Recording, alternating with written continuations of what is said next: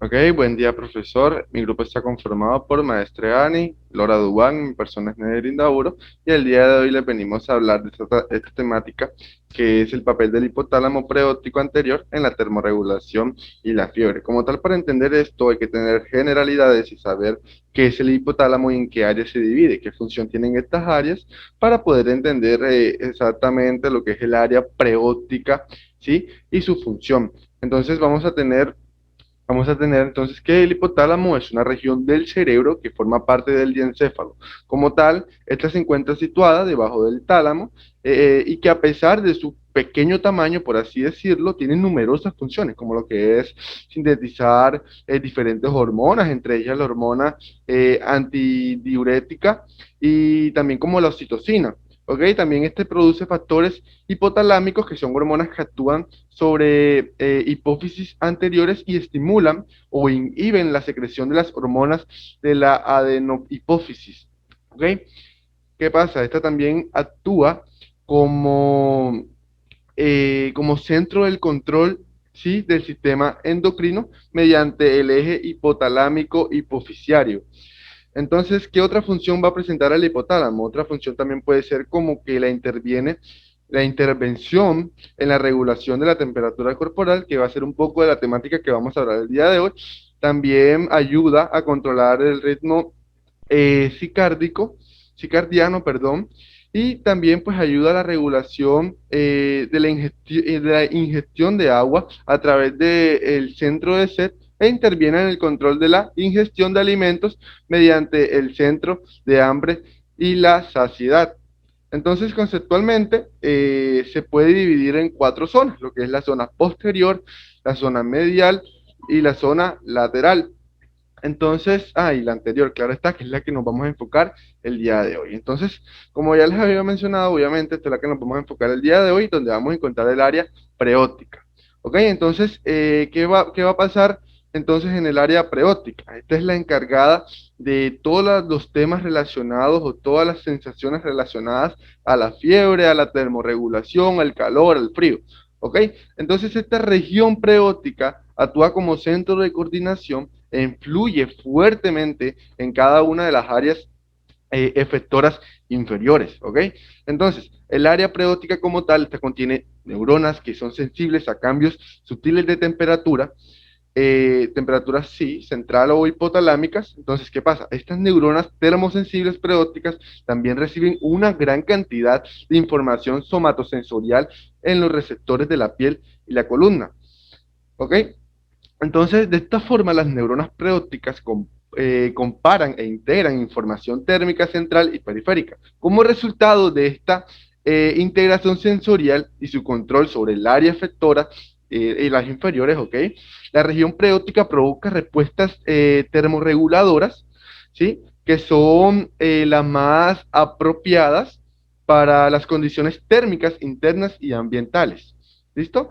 Entonces, las neuronas preópticas como tal, las termosensibles, también se ven afectadas por sustancias endógenas, ¿sí? Como los pirógenos. Entonces, ¿qué pasa? Al reducir la actividad de las neuronas sensibles al calor y aumentar las actividades neuronas sensibles al frío, los pirógenos causan fiebre, ¿sí? Que es lo que las altas temperaturas en el cuerpo corporal, mayores a 41 grados centígrados. Entonces, un estado en el que todas las respuestas, estas respuestas son termorreguladoras o termorreguladas. En el día de hoy vamos a hablar de lo que vienen siendo las características termosensibles de las neuronas hipotalámicas. Si bien sabemos, estas características comprenden de dos o más hormonas. Una de las hormonas más importantes de estas viene siendo la oxitocina, más conocida como OT, y la hormona antidiurética, ADH. Estas van a ser producidas por el hipotálamo y su función es liberar a la sangre en la hipófisis posterior y la neurohipófisis. Los factores hipotalámicos que van a regular la secreción de hormonas es por la hipófisis anterior. Recientemente se ha comprendido que los seres humanos por decirlo así, somos capaces de percibir desde temperaturas altas nocivas o frías nocivas hasta calientes nocivas. Existen distintos tipos de neuronas sensoriales que van a tener capacidad de responder, por decirlo así, a las distintas temperaturas. Unas de estas son las neuronas nociceptoras, que estas son las que van a ser las encargadas o responsables de la percepción del dolor en uno. Y estas se van, por decirlo así, a activar cuando las temperaturas son mayores a 43 grados centígrados. La capsicina es una molécula que va a tener como objetivo o es la responsable de la sensación del dolor o del picor de alguna bebida o de algún alimento, en este caso el chile. Estas van a generar unas neuronas en respuestas muy similar a las temperaturas, como lo dije anteriormente, que son mayores a 43 grados. A partir del descubrimiento de estos canales iónicos que van a ser activados por el calor, estos canales de TRP, se han identificado 5 canales que van a ser pertenecientes a la misma superfamilia, por decirlo así, de las proteínas. Cada una de estas va a tener dicha sensibilidad a distintos rangos de la temperatura, o sea, va a tener una sensibilidad, pero va a variar mediante la temperatura. Y esto va a explicar la recepción en los humanos. Comenzando con los experimentos clásicos de Nakayama, etcétera. Las neuronas se caracterizan porque su velocidad de disparo durante los cambios en la temperatura hipotalámica local, la tasa de disparo de esta eh, o la frecuencia de los potenciales de acción generalmente se informa como impulso por segundo. Pasa la imagen, por favor. Anterior. Eso. Si bien podemos ver en la figura 2, muestra los potenciales de acciones que van a ser registrados intracelularmente de neurona 2 preóptica diferentes a 3 temperaturas. Si bien sabemos, la figura 2 va a tener un efecto de la temperatura sobre la actividad. A, una neurona sensible a la temperatura y B, una neurona sensible al calor. Una va a ser sensible a la temperatura y otra va a ser sensible al calor. Bueno, eh, estas se van a ver registradas intracelularmente de forma in vitro, en un corte o un tejido, ya sea este corte preóptico en una rata. Ambas neuronas van a mostrar cierto potencial de acción y estos van a ser percibidos por potenciales que van a ser unos despolarizantes. Estas neuronas que van a ser sensibles al calor van a tener un aumento en el calentamiento de la tasa de despolarización y van a tener también un aumento en la tasa de activación.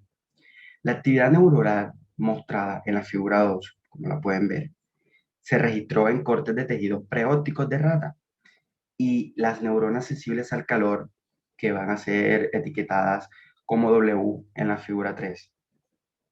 Estas explican el 30% de la población neuronal y estas neuronas, a consecuencia de esto, van a tener un aumento significativo en la tasa de activación durante los aumentos en la temperatura preóptica, como viene siendo el jadeo o la sudoración, que va a representar un 5% de las neuronas preópticas y estas las vamos a clasificar como sensibles,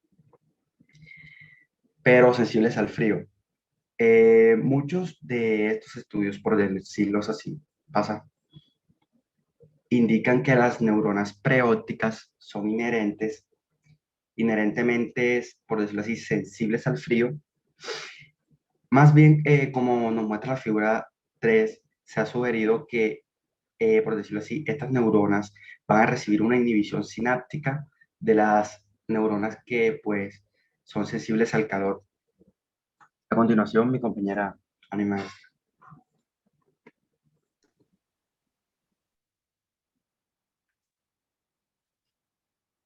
Las sustancias endógenas que afectan a las neuronas preópticas.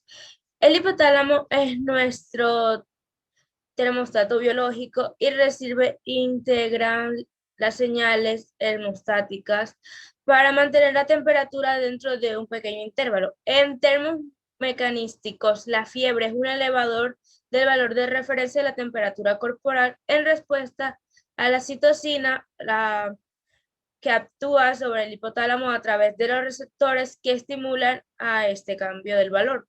Los leucocitos del anfitrión o tal vez de otro tipo de células fagocíticas liberan al líquido extracelular una proteína que actúa como pirógeno interno.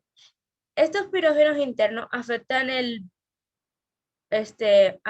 los sensores de la temperatura en el hipotálamo, llevando a una elevación de este valor de referencia.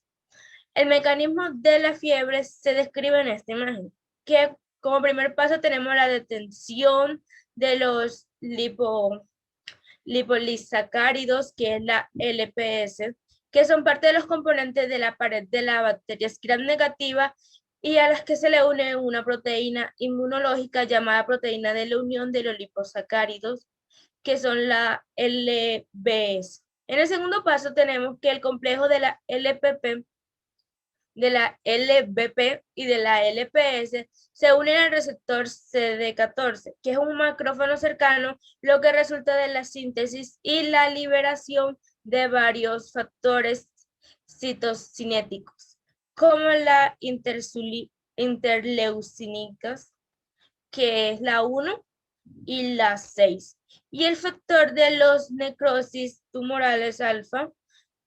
Luego tenemos el paso 3, que es que estos factores citocinéticos son liberados a la circulación general y llegan a los órganos circunventriculares del cerebro, donde la barrera hematoencefálica es reducida.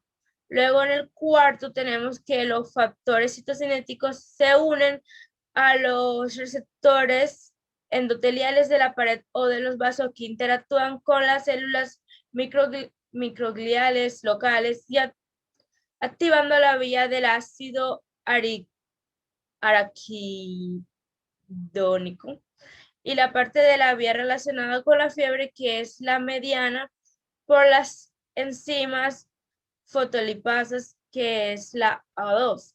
Luego tenemos que la ciclooxigenasa, que es la COX2, y la citenasa, que es la PG, una proteína de membrana involucrada en el metabolismo de los eicosanoides y el glutatión, también conocida como MPGS1.